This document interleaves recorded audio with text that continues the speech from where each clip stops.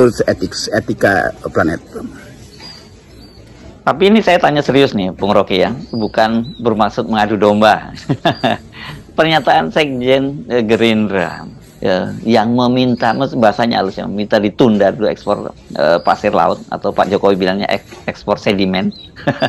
Ini kan pastikan bukan sikap pribadi dari Sekjen. Ini pasti ada blessing dari Pak Prabowo. Nggak mungkin lah itu inisiatif, apalagi kemudian sikap pribadi Muzani. Artinya kan ini bisa kita sebut sebagai sebuah sinyal nyata dari Pak Prabowo yang mulai melawan Pak Jokowi. Kita balik pada isu yang akhirnya jadi politis, bahwa seolah-olah Gerindra itu sedang menantang Presiden Jokowi. Lalu orang mulai bikin analisis bahwa akhirnya Gerindra kasih sinyal awal bahwa dia tidak akan ikut apa yang keinginan Jokowi dalam soal segala hal bahkan. Jadi konferensi pers ini sekaligus semacam batas politik yang dibuat oleh Gerindra supaya Jokowi paham bahwa jangan intervensi sesuatu yang akan memperburuk APBN kita di era Pak Prabowo nanti. Jangan lakukan sesuatu yang akan dicaci maki oleh dunia, yaitu merusak laut, merusak lingkungan.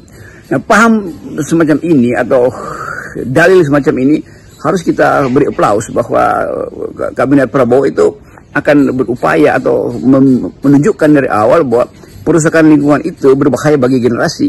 Nah, kelihatannya Pak Prabowo di backup dengan baik oleh pikiran-pikiran anak muda di sekitar dia, terutama saya kira gengnya Sarah, yang saya Joyo Hadikusuma maksud saya, yang memang bergaul di dalam komunitas lingkungan internasional. Sebagai seorang yang tahu tentang justice itu harus berbasis pada lingkungan. Dan justice pada lingkungan juga penghormatan terhadap ibu bumi.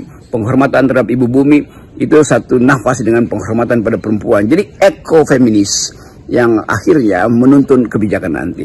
Jadi saya percaya bahwa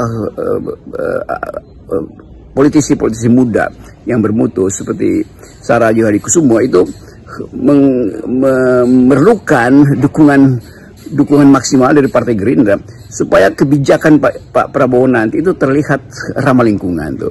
Jadi bagus juga bahwa akhirnya perseteruan antara Pak Prabowo dan Pak Jokowi bukan perseteruan personal yang bagi Pak Prabowo itu tidak sopan melakukan perseteruan dengan seseorang yang masih berkuasa. Bahkan beliau Pak Jokowi tetap dianggap oleh Pak Prabowo sebagai atasan beliau karena dia adalah presiden. Tetapi dalam soal kebijakan mesti clear, ideologi Pak Jokowi pembangunanisme itu merusak lingkungan. Nah, Gerindra mesti kasih alternatif atau bahkan kasih kontra argumen bahwa pembangunanisme itu harus berbasis pada sustainability atau green economy.